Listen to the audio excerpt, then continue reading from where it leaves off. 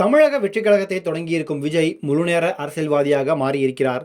முதல் மாநில மாநாடு, கட்சியின் 2ஆம் ஆண்டு தொடக்க விழா, கட்சியின் பொதுக்குழு கூட்டம் என தான் ஏறும் அத்தனை மேடைகளிலும் தமிழ்நாட்டின் ஆளுங்கட்சியான திமுகவை சகட்டு மேனிக்கு வெளுத்து வாங்குகிறார்.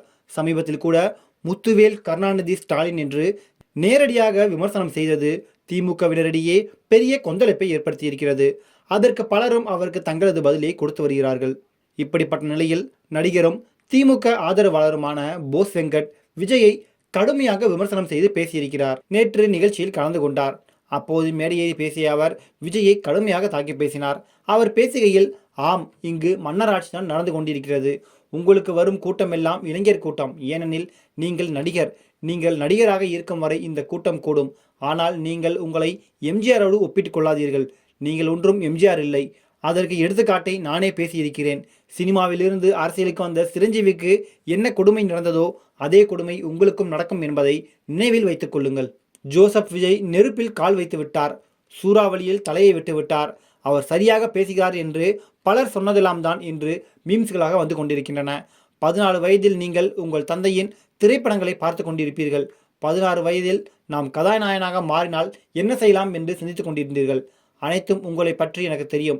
ஏனெனில் நானும் அங்கிருந்தான் வந்திருக்கிறேன். ஜோசப் விஜய் அவர்களே, இந்த வயதில் வந்து தனக்கு திமுக தான் போட்டி என்று சொல்கிறீர்கள். அதெல்லாம் எந்த வகையில் அர்த்தமுள்ளதாக இருக்கிறது? நீங்கள் 20 வயதில் நடிக்க வந்தீர்கள். இப்போது 50 வயதாகிறது. இந்த வருடங்களில் நீங்கள் என்ன செய்து கொண்டிருந்தீர்கள்? அது உங்களுக்கே தெரியும். பெண்களுக்கு பாதுகாப்பு முக்கியம் என்று சொல்கிறீர்கள். தமிழ் சினிமாவில் பெண்களின் நிலை என்ன? அவர்களுக்கு ஒரு பாதுகாப்பு இருக்கிறதா?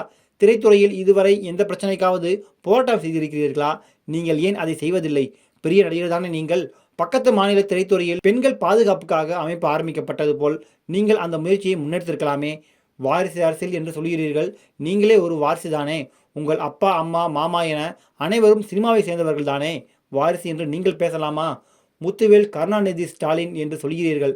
இதெல்லாம் ரொம்ப தவறு ஜோசப் விஜய். விஜய் நல்ல நடிகர் என்பதில் எந்தவித மாற்று கருத்தும் இல்லை. இந்த கூட்டத்தில் இருப்பவர்கள் கூட விஜய் ரசிகர்கள் தான். அனைவருமே விஜய் ரசிகர்கள் தான். நான் கூட விஜய் ரசிகர் தான். அதை எத்தனையோ முறை சொல்லியிருக்கிறேன். இந்த மேடையில் வைத்துக்கொண்டே உங்களை பாராட்டுகிறேன். ஜோசப் விஜய், நீங்கள் திறமையான நடிகர் தான், ஒத்துக்கொள்கிறேன். ஆனால் அரசியலில் நீங்கள் ஜீரோ.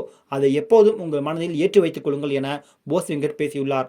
அவரது இந்த பேச்சுக்கு விஜய் ரசிகர்கள் தங்களது பதிலடியை சமூக வலைதளங்களில் கொடுக்க ஆரம்பித்திருக்கிறார்கள்.